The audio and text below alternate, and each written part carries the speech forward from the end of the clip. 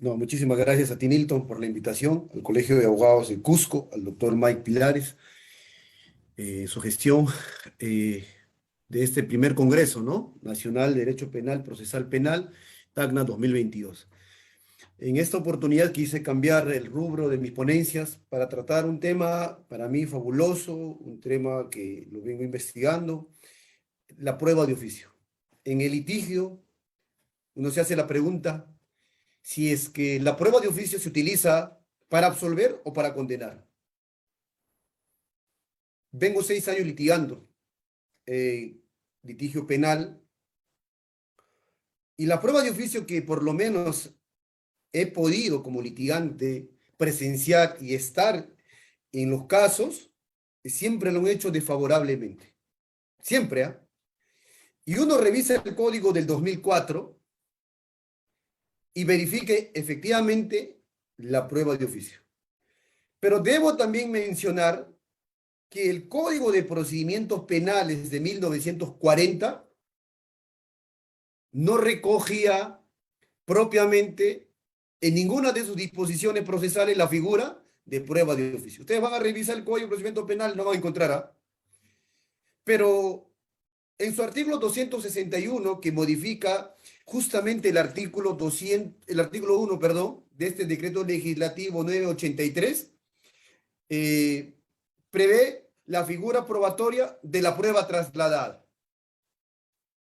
Una figura diferente.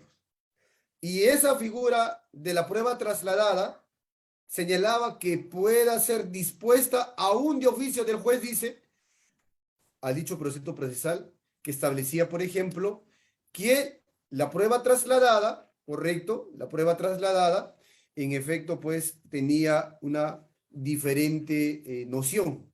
¿Y cuál era? Que en primer lugar, ¿no es cierto? Este artículo 261, como prueba trasladada, estaba regulada para delitos perpetrados por miembros de una organización criminal o asociación ilícita para delinquir, ¿correcto?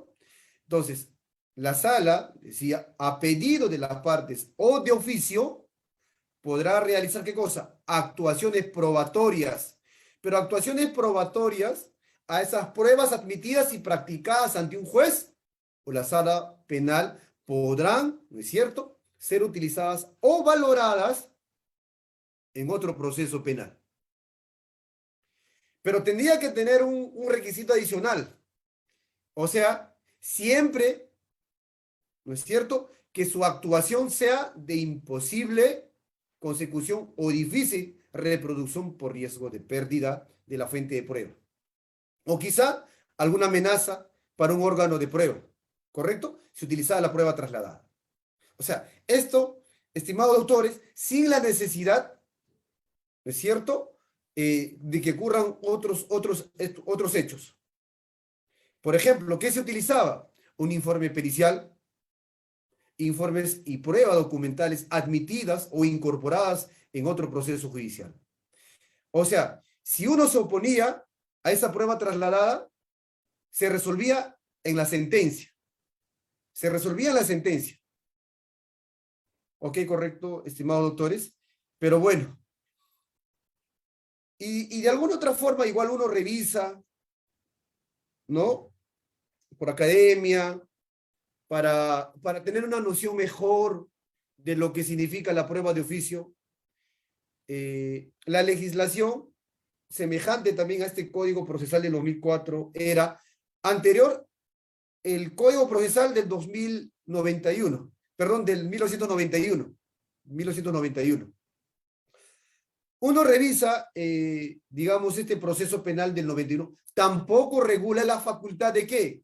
Probatoria ex oficio del juez de juzgamiento en ninguno de los preceptos procesales, salvo que yo haya investigado mal. No hay, ni en el 40 ni el 91, sino será hasta la dación de ¿qué? Del Código Procesal Penal del 2004, donde en sus artículos 155, inciso 3 y 383 del Código Procesal del 2004, se establece que ¿qué? La posibilidad de ¿qué? De actuación de pruebas de oficio. ¿Por parte de qué? Del juez de juicio oral. el juez de juzgamiento de esa etapa más importante del proceso penal común. Y se va a definir como política criminal, procesal y probatoria, ¿no es cierto? Para ser mucho más detallista y más claro, esta institución probatoria dentro del proceso penal. Es decir, si es que en investigación preparatoria no se desarrolló, por ejemplo, una inspección judicial, el juez de oficio puede decir y establecer, voy a practicar la prueba de oficio. Pero ¿en qué momento? ¿Al inicio del juzgamiento, al final? ¿En qué momento? Lo voy a ir explicando también. ¿En qué momento se aplica la prueba de oficio? ¿Cuál es la diferencia con la prueba nueva? ¿Cuál es la diferencia con una nueva prueba, por ejemplo? ¿Será lo mismo?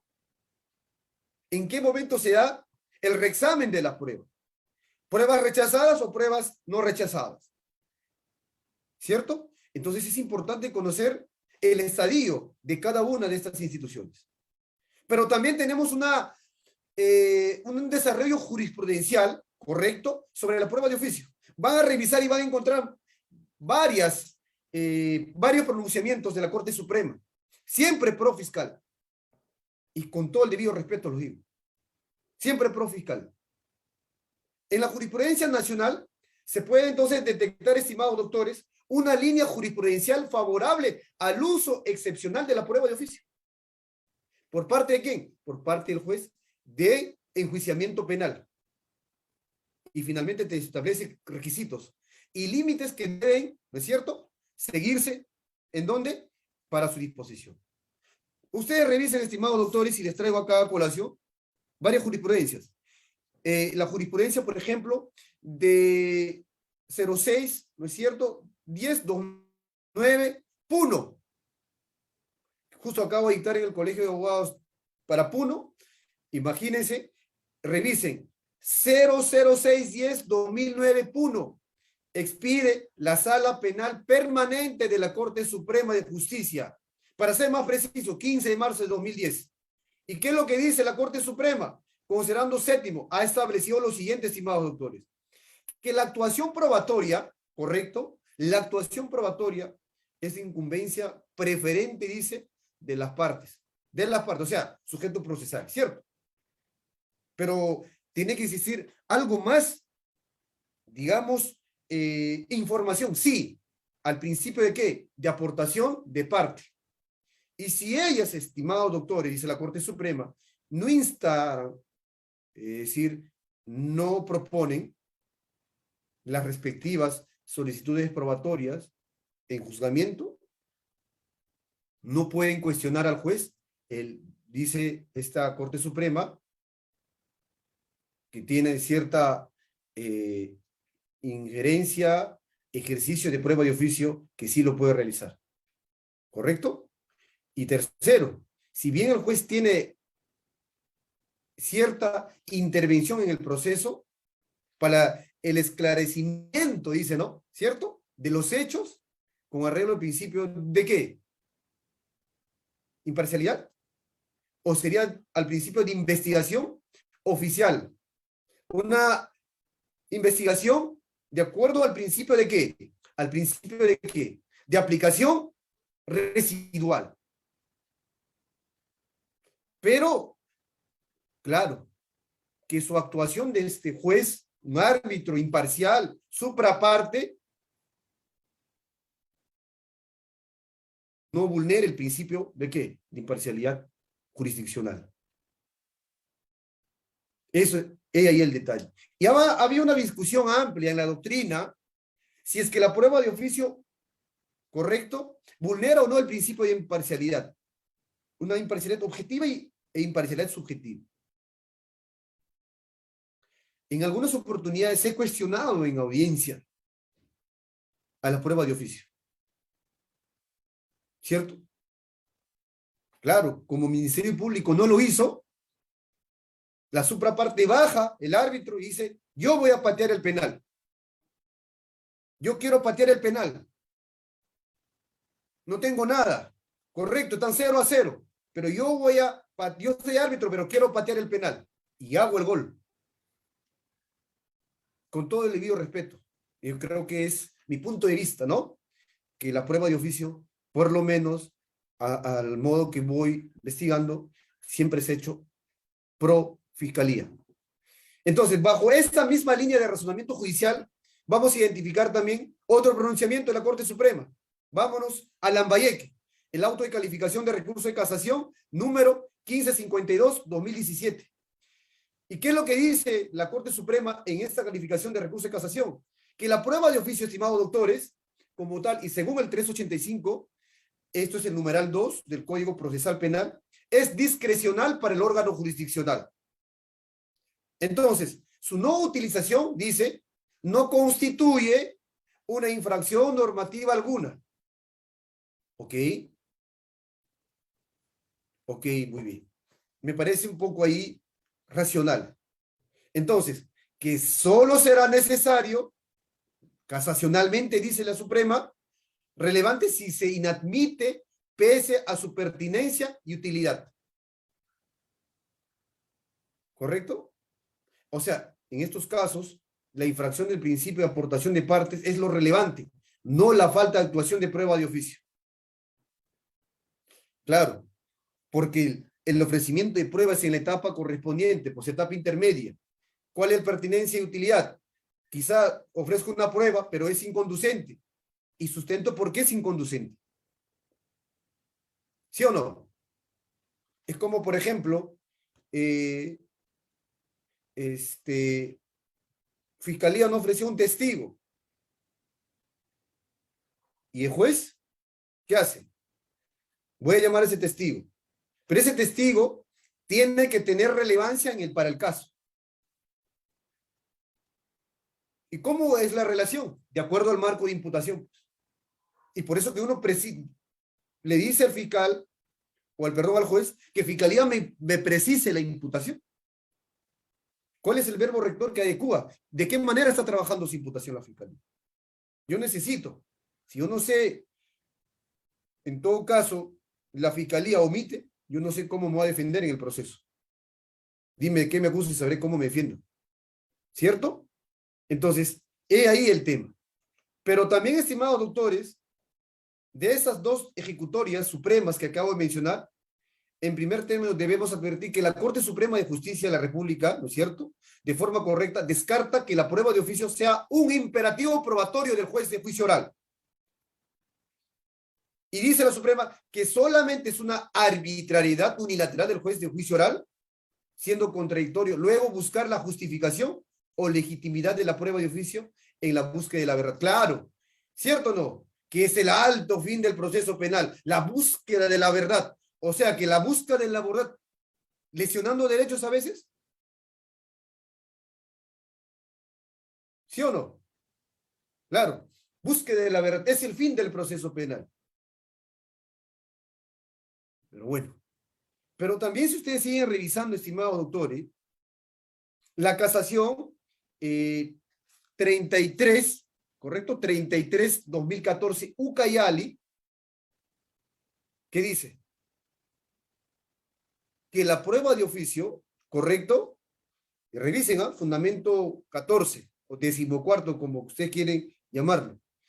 Que esas reglas deben, ¿qué cosa? Considerar, por ejemplo, en un tema de libertad sexual, la edad de quién? De la víctima. O sea, mientras menor sea, mayor será la restricción de quién, para que, ¿no es cierto?, declaren en juicio oral. Será obligatorio que sobre esa base de la etapa intermedia, el fiscal, en casos de delitos sexuales, estimados doctores, solicite que se escuche el audio y se visione el video, o se oralice el acta donde se registra en primera declaración de qué, la cual se debe constar en un soporte que por lo menos que permita, ¿qué cosa? Incorporación como medio de prueba completo. O sea, si por A o B no se llevó a cabo digamos, en la condición de calidad de prueba anticipada, una entrevista única en cámara GESEL, ¿qué va a pasar? Allá, que se oralice. ¿Que se oralice qué? Y que se vuelva a escuchar, ¿dónde? En audiencia, en juzgamiento, esa entrevista. No siguió los parámetros 277, 2019, por ejemplo. Actuación de entrevista única. Presencia de juez necesariamente y de manera obligatoria. Así establece el código, 242 del Código Procesal Penal.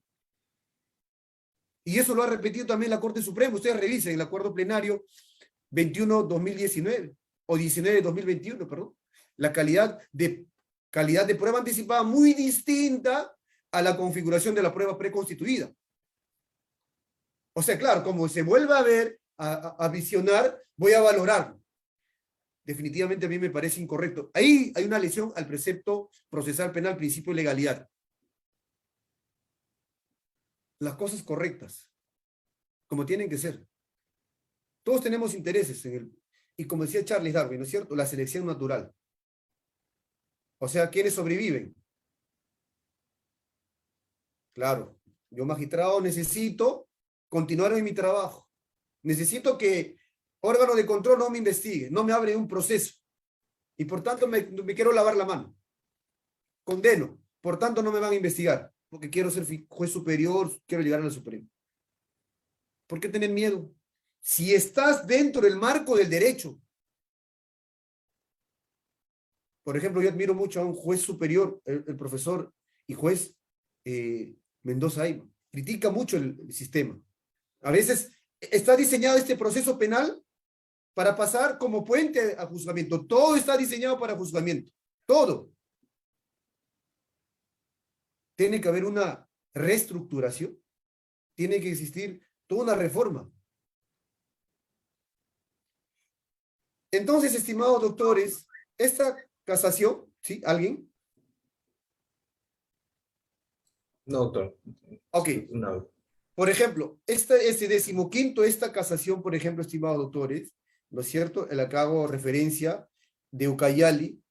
Si por error el fiscal no lo hiciera, dice, sobre la base del interés superior del niño, el papel de garante el juez de los derechos de los ciudadanos y el artículo 385 del Código Procesal Penal, esto lo va a incorporar de oficio en la etapa respectiva. O sea, en caso que exista, por ejemplo, retractación por parte de la víctima, ¿también será posible incorporarla?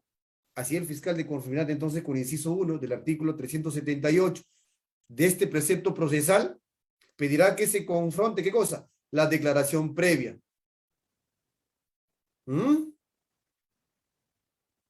O sea, yo critico. ¿Por qué? Porque esta jurisprudencia, en un caso paradójico, paradigmático o paradogmático de prueba de oficio, donde literalmente se reserte. Si por error el fiscal no lo hiciera, postule medios de prueba esenciales. Usted puede revisar incluso esta de dónde lo saco, de Roberto Carlos Vilches Limay, la prueba de oficio en el proceso penal común, que también lo he revisado y lo he consultado. Y él muy bien lo establece y lo señala. O sea, el juez debe incorporarlo, dice, si es que el fiscal no lo hiciera, si no lo ha postulado los medios de prueba esenciales para su corroboración de su pretensión. ¿Se dan cuenta? Por tanto, no habría una lesión aquí, al principio de inmediación. ¿Y qué viene a ser la prueba de oficio? Porque no hemos dado todavía un concepto de qué significa prueba de oficio, porque hemos entrado directo, ¿sí o no? La prueba de oficio, estimados doctores, tiene una definición muy certera, muy alcanzada por un sector de la doctrina y trabajan, y una doctrina también extranjera sobre la prueba de oficio es aquella, dicen, que vendría a ser así como una facultad, ¿correcto? Como una facultad, como una potestad.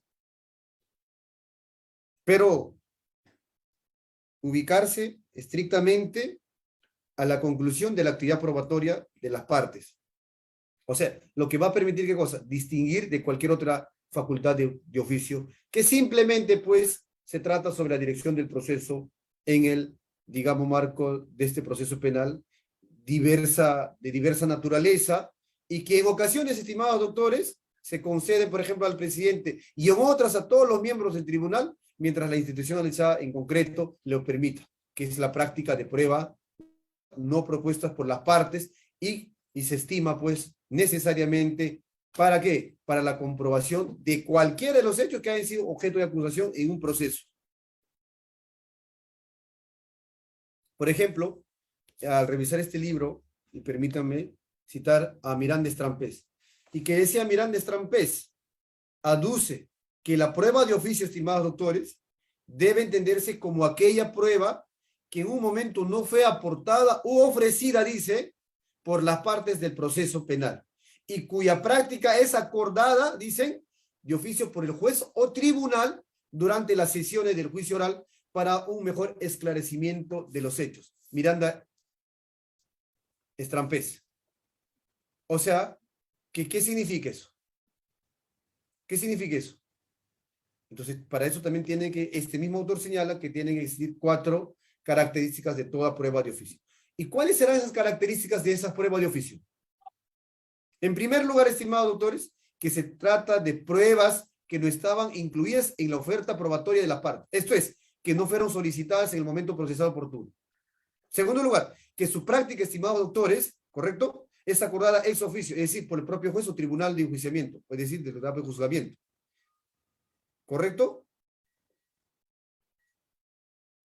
Y por tanto, se necesita pues la incorporación de la prueba de oficio.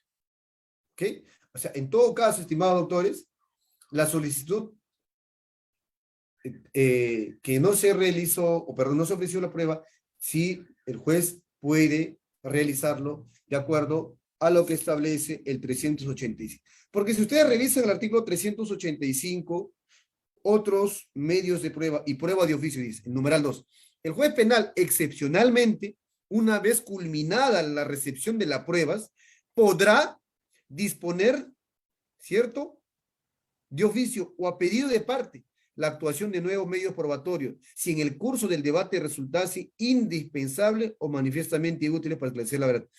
Ok, en un caso, señor juez, con esto va a absolver a mi cliente. Fíjese, no tenía esta prueba para la etapa intermedia al momento que me corrieron traslado la acusación. No lo tenía, pero recién ha aparecido, recién han tomado conocimiento. Y con esta prueba debes absolver a mi cliente.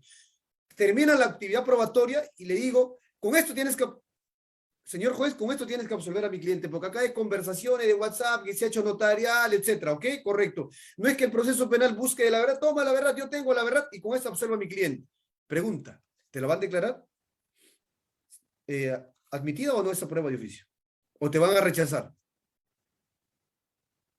Fíjense, ¿te la van a rechazar? ¿Te la van a rechazar? Ah, pero si Fiscalía llega, señor, muy bien, correcto quizá, ¿no? Ahí el tema. Entonces, ya me ha sucedido en 2 o 3 oportunidades que, de acuerdo a lo que establece el 385, a favor del acusado, porque la norma dice, excepcionalmente podrá disponer de oficio o a pedido de parte, o a pedido de parte. Entonces, cualquier sujeto legitimado como sujeto procesal en el proceso puede solicitar, ¿qué cosa? Digamos que se actúe pues una prueba de parte, lo que se denomina prueba de oficio.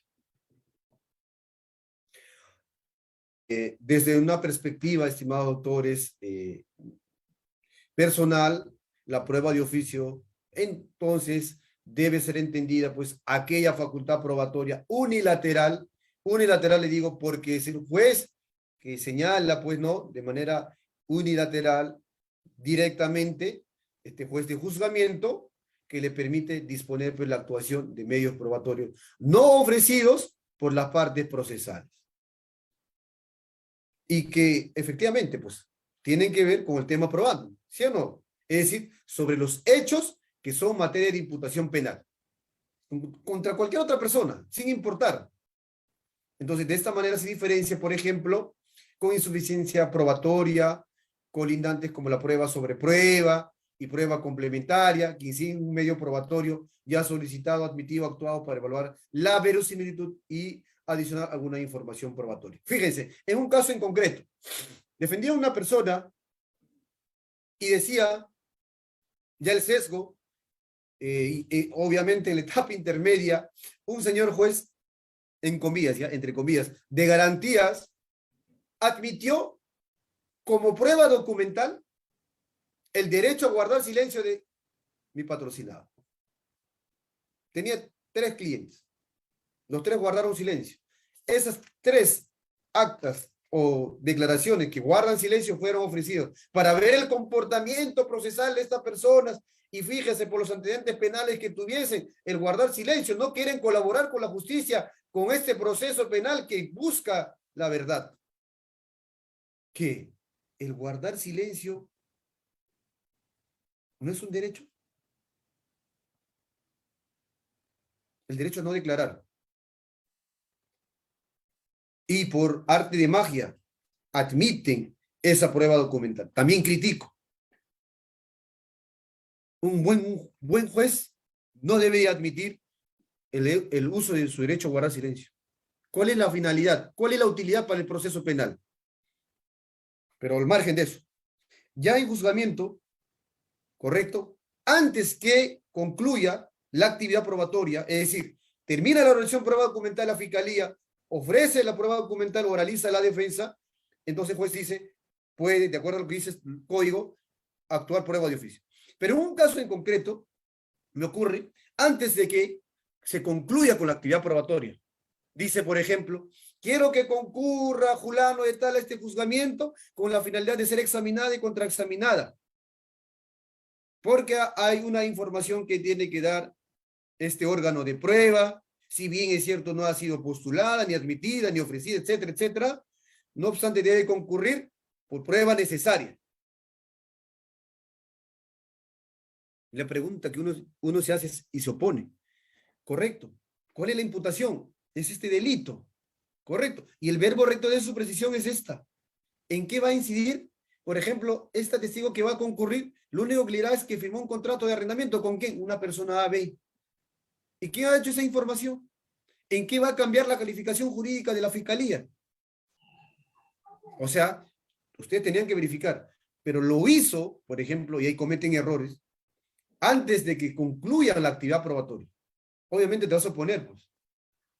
Te vas a oponer. En ese caso, resultado absolución. El tema, estimados doctores, es, el detalle es que la prueba de oficio tiene que ser utilizada adecuadamente. ¿Correcto? De manera adecuada. Correcto. Valoración. Pero el fundamento propiamente de esta prueba de oficio es que hay que resaltar de esta institución o figura jurídica, como ustedes gusten llamarlo, radica en identificar la finalidad que persigue, es decir, la utilidad que busca cumplir en el proceso penal del 2004. Y el profesor Oreguardia, por ejemplo, destaca la prueba ex oficio, dice él, que se fundamenta en la búsqueda de la verdad material, ¿correcto? O sea, pese a que nos encontramos en un modelo procesal de tendencia acusatoria, no debe destacarse entonces como una finalidad del proceso en efecto, si bien debemos todos reconocer que en ocasiones no es posible hallar, ¿qué cosa? El verdad material. Sin embargo, el profesor Oreguardia considera, ¿no es cierto?, que ello no supone que su búsqueda de verdad debe ser abandonada. O sea, en pocas palabras, lo que trata de decir, por ejemplo, es el descubrimiento de que de la verdad debe guiar la actividad al juez. En juzgamiento, obviamente. Y por ello, de acuerdo a las palabras de este profesor dándole una lectura, que se le revisaba de su libro de proceso penal, él habla de la búsqueda de la verdad, porque es la finalidad. Por tanto, debe otorgársele al juez limitadas facultades probatorias. Si bien es cierto, el proceso penal tiene una finalidad de búsqueda de la verdad, pero debe otorgársele al juez, ¿qué cosa? Limitadas facultades probatorias, como es la prueba de oficio. O sea, ¿para qué? Para que de esta forma el señor juez garantice con mayor precisión el conocimiento de los hechos en materia de juzgamiento. Y a veces pasa también en un proceso, ¿no es cierto?, que si el 385, numeral 2, le permite, siempre tiene que ser como en una balanza, no inclinando la balanza, ¿correcto? No inclinando la balanza. Pero si ustedes quieren diferenciar prueba de oficio y nueva prueba, ¿cuál es su tratamiento? Revisen, estimados doctores. La nueva prueba, por ejemplo, está regulada en el artículo 373 del Código Procesal Penal. Diferencia con la nueva prueba. La institución probatoria denominada prueba nueva consiste en aquella prueba, estimados doctores, que es conocida por la parte procesal posterior al acto de ¿qué? De la oferta de postulación probatoria. O sea, es una prueba de forma sobrevenida, sobreviniente lo llama, ¿no? A la actuación de los medios de prueba pues actuadas en el plenario. O sea, señor juez, yo he tomado conocimiento de que existe una prueba, ¿cierto? Pero tienes que hacerle al inicio del juicio oral. Nueva prueba. Yo no tenía conocimiento de esta prueba, señor juez, al momento que me corrieron traslado, es decir, en la etapa intermedia. No tenía conocimiento. Recién me he enterado. Entonces, ustedes revisan 373 del Código Procesal Penal y dice, culminado el trámite anterior, si se dispone la continuación de juicio, las partes pueden ofrecer nuevos medios de prueba. Solo se admite o admitirán aquellos que las partes han tenido conocimiento con posterioridad a la audiencia de control de acusación. Con posterioridad a la, ¿no es cierto?, al control de acusación. Entonces, la regla de este proceso penal de 2004 es que se respete. Caducidad de plazos, ¿no es cierto? Pues la introducción de medios de prueba se realiza en la etapa intermedia. Es decir, digamos, en la audiencia de control de acusación, pues, artículo 373. Sin embargo, ya en juicio, estimados doctores, se establece que concluir la fase propuesta, ¿no es cierto?, de conclusión anticipada del juicio oral y negativa de aceptar, por ejemplo, de los cargos por parte del acusado, se permite que la parte pueden ofrecer nuevos medios de prueba, sin que no se somete, perdón, a la conclusión anticipada. Me considero inocente y continúa, ¿no? Entonces, ya va a depender de cada sujeto procesal de qué manera lo quiere incorporar. Nueva prueba en el proceso. Pero esa es su diferencia, a diferencia de la prueba de oficio, ¿no? Pero también hay otra figura, lo que se llama el reexamen, que tiene otro tratamiento. Una prueba no admitida, que vía reexamen, puedes considerarla evaluada por el juez de juzgamiento a efectos de que valore la prueba que estás ofreciendo. Entonces, si que cumplen con las finalidades, requisitos que pueden dar pues por admitidas el señor juez, ¿no es cierto?, en la actuación propiamente de juicio oral en el proceso penal correspondiente. Pero si ustedes quieren ir más allá y quizá por ahí revisar a quien también trabaja bastante sobre prueba, Talavera Helguera, y Talavera Helguera, por ejemplo, lo hace mucho más simple acerca del 373, numeral 1 del Código Procesal Penal. Y dice, por ejemplo, si es que preguntado o después de preguntar al acusado admite los hechos o no, las partes podrán ofrecer nuevos medios de prueba. O sea, dependiendo de cada caso. Entonces, solo se van a admitir, por ejemplo, aquellos de los cuales las partes han tenido conocimiento con posterioridad a la audiencia de control de acusación. Excepcionalmente, estimados doctores, correcto, las partes podrán reiterar su ofrecimiento de medios de prueba no admitidos, como le he mencionado, vía reexamen, ¿no?, para lo cual se requiere ya una especial argumentación de las partes. 373, numeral 2 del Código Procesal Penal. 373, numeral 2. Excepcionalmente, las partes podrán reiterar el ofrecimiento de medios de prueba inadmitidos en la audiencia de control, para el cual requiere especial argumentación de las partes. El juez decidirá en ese mismo acto previo traslado del pedido de las partes. La resolución es no recurrible. Muy bien, estimados doctores, eso es todo por ahora.